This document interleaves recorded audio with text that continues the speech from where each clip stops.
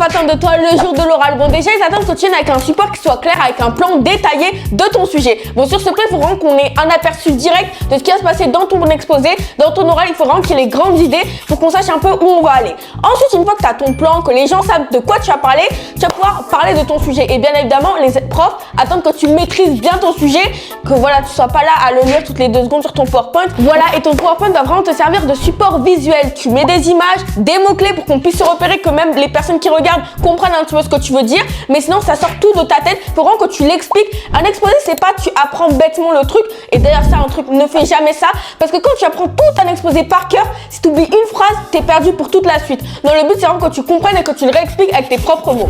Mais c'est vrai que l'oral, c'est aussi beaucoup dans la gestuelle, la façon dont tu vas te tenir, dont tu vas te comporter, dont tu vas regarder tes camarades pour que tout le monde se sente concerné. Ça, c'est super important. Mais d'ailleurs, fais aussi attention à parler fort et qu'on te comprenne, voilà, que tu articules. Ça, c'est hyper important parce que si les gens au fond n'entendent rien, tu risques de perdre des points. Et le truc masterclass, c'est quand on te dit t'as 10 minutes pour ton exposé, mais il y a toujours une marge de 10% de moins, 10% de plus, que tu dépasses ce temps et que personne ne s'en rend compte, même pas toi, tellement que t'es à l'aise. Et cerise sur le gâteau, quand tu arrives à la fin de ton exposé, qu'il y a le feedback et qu'il y a personne, ou peut-être 1 ou 2 personnes qui te posent des questions, là c'est bon, c'est que tu as géré ton oral. Et d'ailleurs, si tu t'en rends compte, on est encore en train de parler d'organisation, donc d'ailleurs tu peux aller voir ma dernière vidéo sur l'organisation de lycéennes et de youtubeuses et tu peux t'abonner pour plus d'astuces.